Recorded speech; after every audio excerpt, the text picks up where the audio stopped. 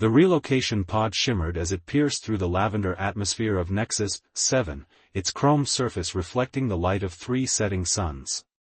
Inside, 6-year-old Luna Zhang pressed her nose against the viewport, her dark eyes wide with wonder as she watched crystalline mountains scroll past below. Her mother, Dr. Sarah Zhang, checked the navigation dashboard one more time, her fingers dancing across holographic controls with practiced ease. "Remember everyone," Sarah announced, her voice carrying that special mix of excitement and concern that only a mother scientist could master. Nexus 7's gravity is 0.8 Earth normal. Try not to bounce around too much until you get used to it. She glanced meaningfully at Luna's older brother, Marcus, who was already calculating the maximum height he could achieve with a good jump. Their father, Commander James Zhang, chuckled from the co-pilot's seat. "And remember, the Nexan Colonial Authority gave us this chance because of your mother's quantum research. Let's try not to break any local laws in our first week." He winked at Luna, who giggled, clutching her favorite stuffed astronaut tighter. The pod touched down in a clearing surrounded by towering crystal formations that hummed with a barely audible frequency. Their new home, a research outpost converted into family quarters, stood before them, its adaptive architecture already reshaping itself to match Earth-standard configurations. As the family began unloading their belongings, Luna noticed something odd in the crystalline undergrowth. A shimmer, like heat waves on a summer day, but with tiny sparks of rainbow light dancing within. She glanced at her parents, busy with the heavy equipment, and at Marcus, who was testing his jumping theory. Nobody was watching. Luna crept closer to the strange phenomenon. The shimmer seemed to notice her, coalescing into a more defined shape, something like a cross between a kitten and a constellation, with stars for eyes and nebulae for fur. It chirped, a sound like wind chimes in a quantum storm. "Hello," Luna whispered, extending her hand. The creature floated closer, curious but cautious. "I'm Luna. Are you lonely out here?" The quantum creature tilted its star-speckled head and made another chiming sound. Then, to Luna's amazement, it gently bumped against her palm. The touch felt like static electricity and butterfly kisses combined. Immediately, Luna felt a connection form, not just emotional, but something deeper, as if the very atoms of her being were singing in harmony with her new friend. "I'll call you Sparkle," she declared solemnly. The creature chimed in apparent approval, its nebula fur pulsing with pleasure. What Luna couldn't know was that her simple act of kindness had just set in motion events that would reshape the galaxy. High above Nexus 7, ancient beings stirred from their millennial slumber. The guardian serpents, massive cosmic entities that had watched over this sector since before humanity learned to make fire, sensed the connection between child and quantum creature. The youngest serpent, Oryx, uncoiled its million-kilometer length and spoke to its siblings in thoughts that rippled across spacetime. "It has begun. The Starchild has found her catalyst." The eldest, Nixus, observed the scene below with eyes that had witnessed the birth and death of stars. The humans were not supposed to arrive for another century. The timeline has accelerated. "Perhaps," mused Zenith, the wisest of the three, "this is exactly when they were meant to arrive." Back on the surface, the Zhang family's first day on Nexus 7 continued normally, or as normally as possible when you're the first human family to live on a crystal world. Sarah set up her quantum research equipment, James established communication links with Earth, and Marcus discovered that he could indeed jump 3 meters high if he really tried. "And Luna?" She smiled secretively as Sparkle hid in her jacket pocket, its gentle quantum harmonics humming along with her heartbeat. She didn't understand yet that she had just adopted the last surviving member of a species that had once engineered the very fabric of reality. She didn't know that the Galactic Council had spent millennia searching for precisely what she had found in her first hour on Nexus 7. She didn't realize that Admiral Vex of the Stellar Patrol was already receiving reports about unusual quantum fluctuations in the sector. All Luna knew was that she had made a friend, and sometimes, that's all it takes to change everything. As night fell and the 3 suns set in succession, casting rainbow refractions through the crystal mountains, the Zhang family gathered for their first dinner on their new world. Above them, the guardian serpents began their ancient preparations. Across the galaxy, quantum sensors registered anomalies that would soon become impossible to ignore. And in Luna's pocket, Sparkle dreamed quantum dreams of a future where the barriers between species, between minds, between realities themselves, might finally begin to fall. The stage was set. The players were in position. And somewhere in the vast bureaucracy of the Galactic Council, a file was being updated with a new status: Priority Alpha, anomaly detected on Nexus 7. Human involvement suspected. Investigation pending. The adventure was about to begin. Admiral Vex stood before the Galactic Council's emergency session, her crystalline exoskeleton catching the light from 1,000 floating holograms. The chamber, normally a model of order and decorum, hummed with nervous energy as representatives from 300 star systems muttered among themselves. Distinguished council members, Vex began, her translator converting her harmonic speech into standard galactic common. 48 hours ago, we detected quantum anomalies originating from Nexus 7. These disturbances have since spread to 17 neighboring systems. She gestured, and a holographic map bloomed above the chamber, showing spreading waves of quantum disruption. What began as a localized phenomenon has become a crisis. Meanwhile, on Nexus 7, Luna Zhang was discovering that having a quantum pet came with unexpected challenges. Sparkle, who had spent the night restructuring Luna's bedroom furniture into non-Euclidean configurations, was now floating upside down and hiccuping tiny temporary wormholes. Luna. Sarah called from the kitchen, where the coffee maker had spontaneously evolved consciousness and was now debating philosophy with the refrigerator. Is everything all right up there? Everything's fine, Mom. Luna replied, trying to catch the rainbow-colored bubbles of probability that Sparkle was exhaling. Each bubble contained a glimpse of another reality. In one, she saw herself as a space pirate; in another, Earth had developed telepathic dolphins instead of humans. Marcus poked his head through the doorway, then quickly ducked as a probability bubble floated past. This is way better than my quantum physics homework, he admitted, watching as Sparkle performed what could only be described as a tap dance across the ceiling. But maybe we should tell Mom and Dad about your new friend before things get more quantum?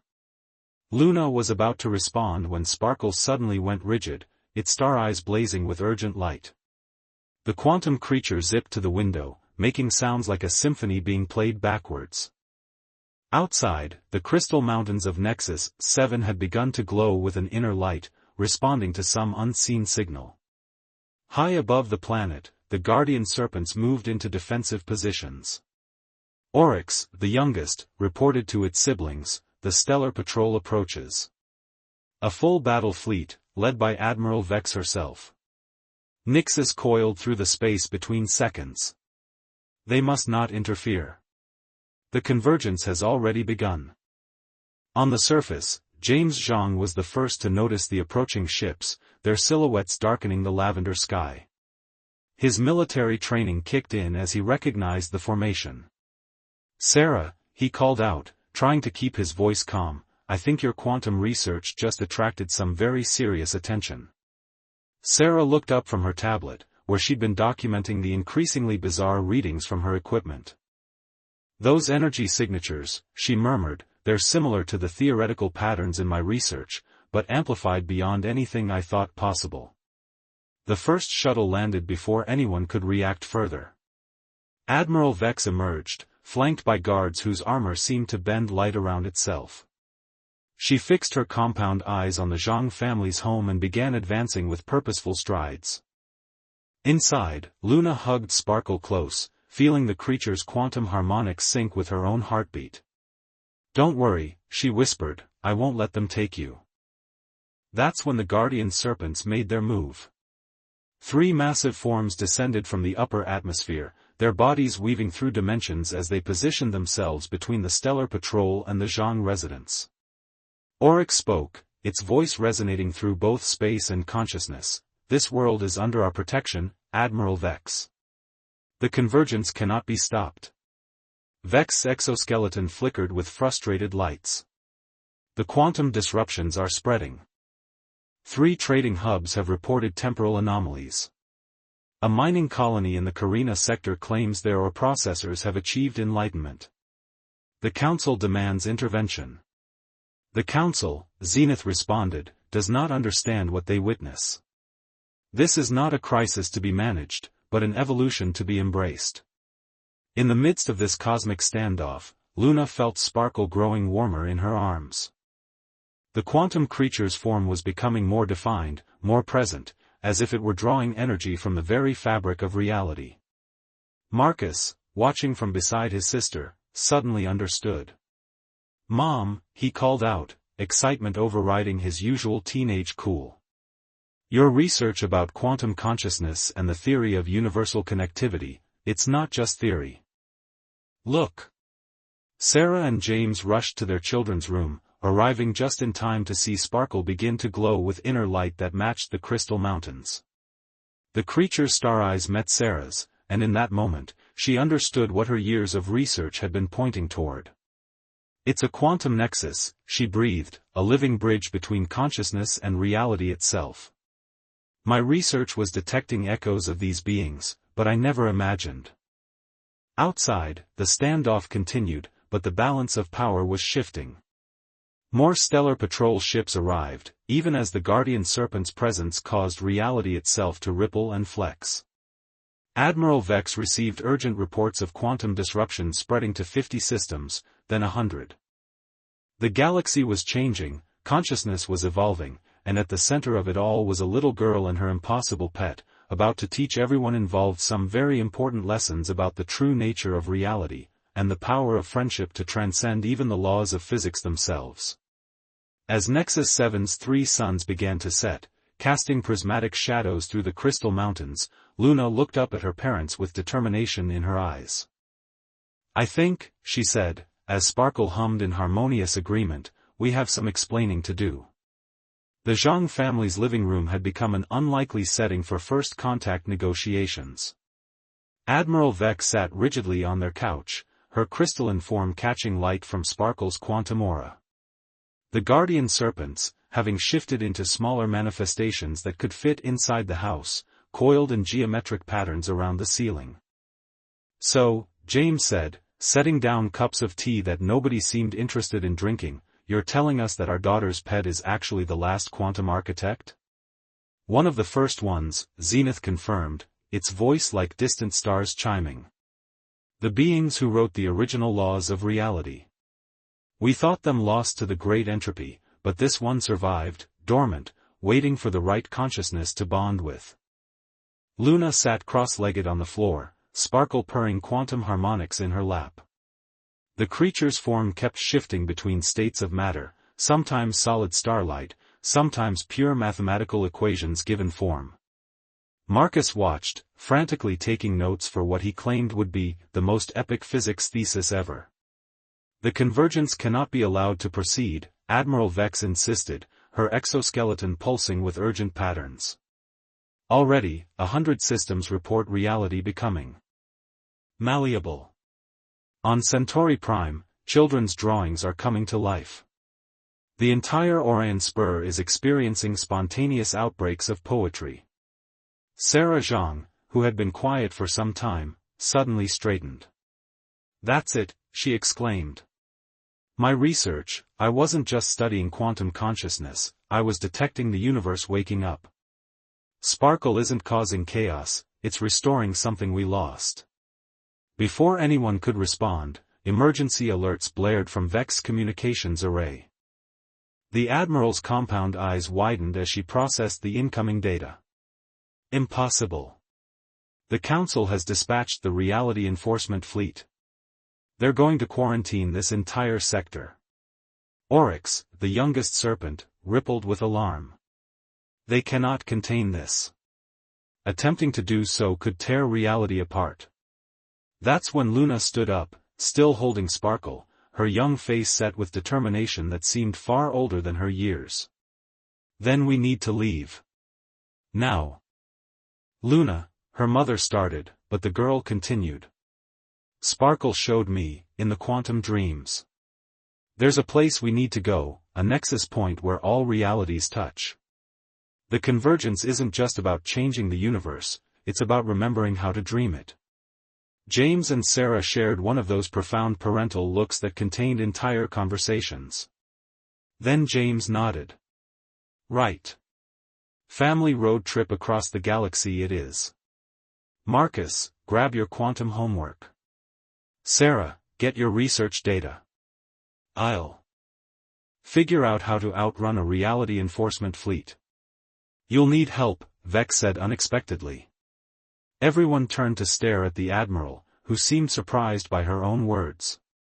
The Council is wrong. I've seen enough to know that. Her crystalline form shimmered as she stood. My ship can get us through the blockade they're establishing. Us? Sarah asked. Someone needs to update the Stellar Patrol's first contact protocols, Vex replied dryly. Clearly they're outdated. The Guardian Serpents moved in their geometric patterns, conferring in thought languages too vast for human comprehension. Finally, Nixus spoke. We will provide distraction and protection, but the journey must be yours. The convergence requires free choice, not cosmic intervention. What followed was perhaps the strangest evacuation in human history. As the reality enforcement fleet appeared in the upper atmosphere, their ship's black holes given form and purpose, the Zhang family packed essential supplies, research equipment, and enough snacks to sustain 2 kids on an interstellar journey. Sparkle, sensing the urgency, helped in its own way, creating quantum shortcuts through spacetime that let them pack their entire lab into a bag that should only have held a few textbooks. Marcus declared this totally cheating at physics, but helped catalog everything they stored in these pocket universes. They reached Vex's ship just as the first reality enforcement probes began their scan patterns. The vessel was beautiful in an alien way, its hull grown rather than built, resembling a sea creature adapted for swimming through space itself. The Council believes they can enforce their version of reality, Vex explained as they boarded, but they forget that reality has always been more dream than rule. As if to prove her point, Sparkle suddenly chimed a series of notes that made the air ripple. Around them, the crystal mountains of Nexus 7 began to sing in harmony. The Guardian Serpents rose into the sky, their massive forms weaving through dimensions as they created a corridor of protected space. Jump trajectories plotted, Vex announced from her control interface. Though I should warn you, with a quantum architect aboard, our destination might be more suggestion than certainty. Luna held Sparkle tighter as the ship lifted off.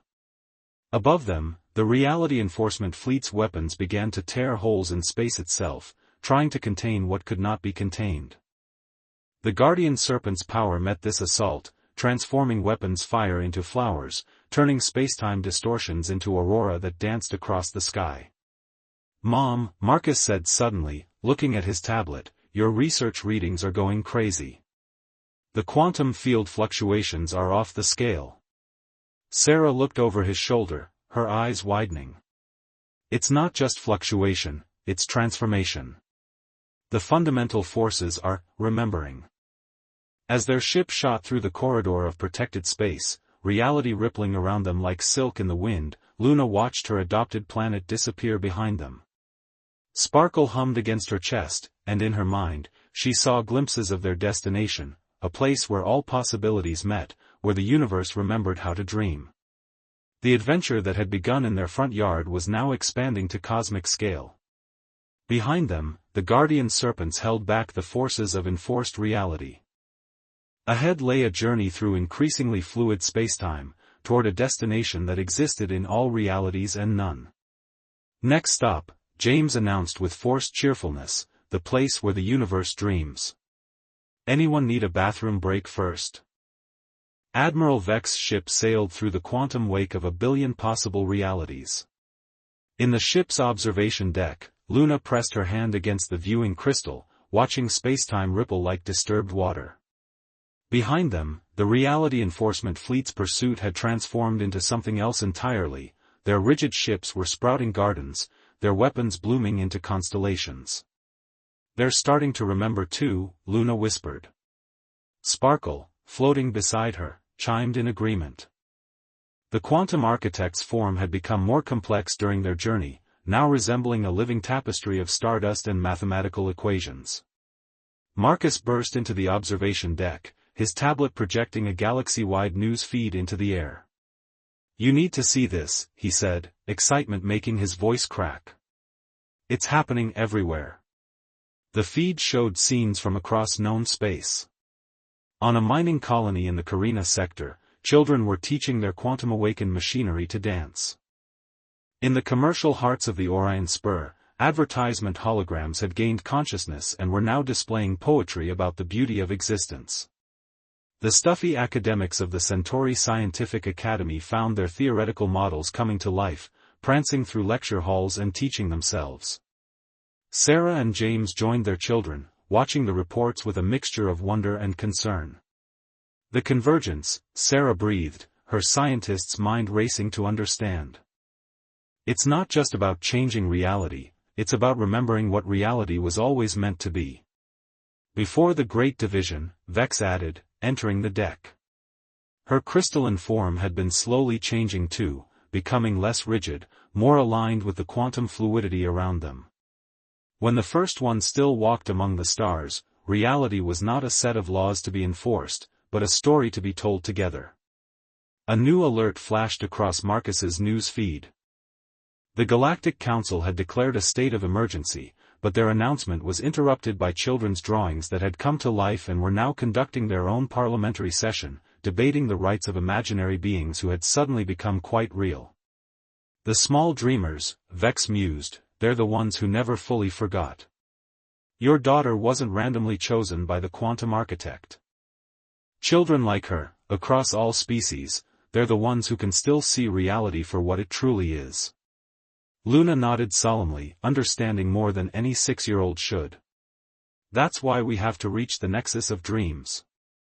Sparkle says it's where all stories begin and end, where we can remind everyone how to dream together again. The ship's sensors suddenly blared a warning. James rushed to the control interface, his military training kicking in. Multiple reality fractures ahead. The fleet's attempt to enforce standard physics is causing the spacetime fabric to tear. Through the viewing crystal, they watched reality itself begin to crack, lines of pure possibility splitting the void. But instead of chaos pouring through these cracks, something else emerged, dreams, hopes, and stories from every conscious being in the galaxy, taking shape in the space between spaces. Sarah's research equipment was going haywire, recording levels of quantum consciousness that should have been impossible. The universe isn't breaking, she realized, it's waking up. Every story ever dreamed, every possibility imagined, they were all real, just sleeping. That's when they saw it. Through the largest reality fracture, a structure emerged that defied comprehension. The nexus of dreams, where all possibilities converged. It looked like a palace made of living thought, a library containing every story ever dreamed, a playground where physics itself went to play. But they weren't the only ones who had found it. The Reality Enforcement Fleet's flagship, now more garden than warship, moved to intercept them. On its bridge, the Council's High Administrator watched in horror as his own ship disobeyed commands, its quantum-awakened systems deciding that rigid order was far less interesting than creative chaos.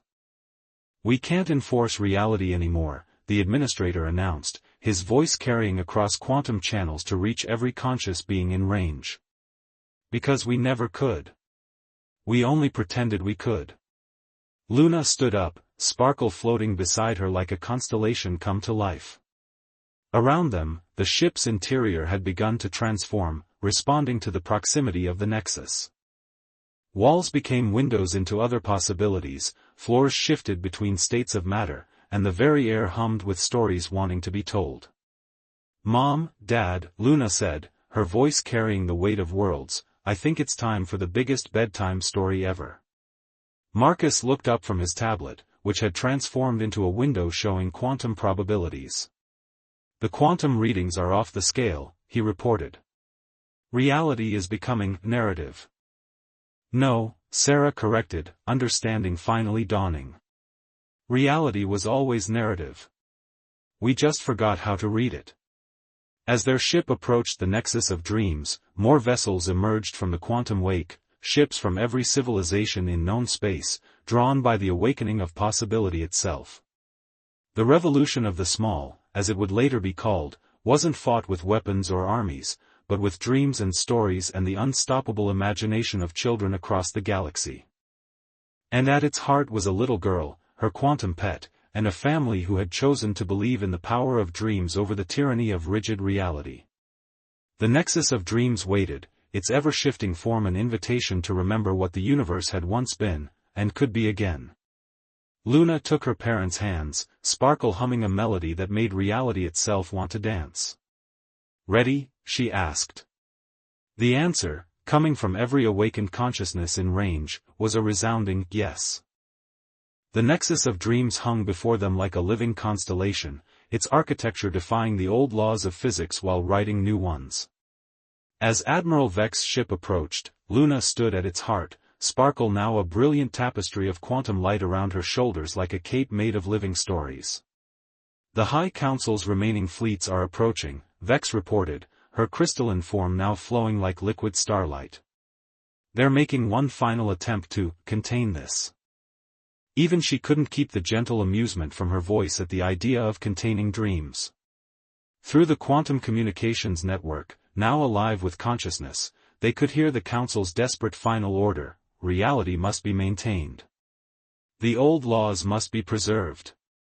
Sarah Zhang looked up from her research equipment, which had evolved beyond mere measurement into something that sang the quantum songs of creation. "They still don't understand," she said. "We're not destroying reality, we're finally seeing all of it." Marcus, who had been unusually quiet, suddenly pointed through the viewing crystal. "Look at that." From every direction, ships were arriving, not military vessels or trading crafts, but ships transformed by awakened dreams. There were vessels that had become flying gardens, others that had turned into floating libraries containing every story ever imagined, and some that had become living artworks painting new constellations across space. And on every ship were children of all species, their dreams now powerful enough to reshape reality itself. They had been drawn to the Nexus, just as Luna had been, by the call of possibility itself. James Zhang watched the gathered fleet with military-trained eyes that had learned to see wonder instead of threat. "It's an armada of imagination," he said softly. That's when Luna stepped forward, Sparkle's quantum light pulsing in harmony with her heartbeat. "It's time," she said, in a voice that carried across conventional space and quantum dimensions alike. "Time to tell the biggest story ever." She raised her hands, and Sparkle's form expanded, encompassing the ship in a shell of pure possibility. Through it, they could see reality as it truly was, not a rigid set of laws, but an endless dance of stories becoming real and reality becoming stories. The guardian serpents, who had followed them across the galaxy, moved into position around the nexus of dreams. Their ancient forms became bridges between what was and what could be, their very existence proof that reality was far more wonderful than anyone had imagined. "Citizens of the galaxy," Luna began, her words carried on quantum harmonics to every awakened consciousness, "let me tell you a story about what we really are." And she did. With Sparkle's help, she showed them the truth, how the universe had begun not with a bang, but with a story. How the first ones, the quantum architects, had dreamed reality into being. How consciousness itself was not an accident of evolution, but the universe's way of imagining new possibilities.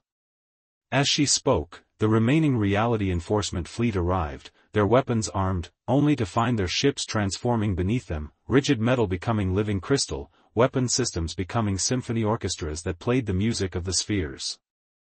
The High Administrator himself stood on his bridge, watching as reality proved itself far more magical than his laws had ever allowed.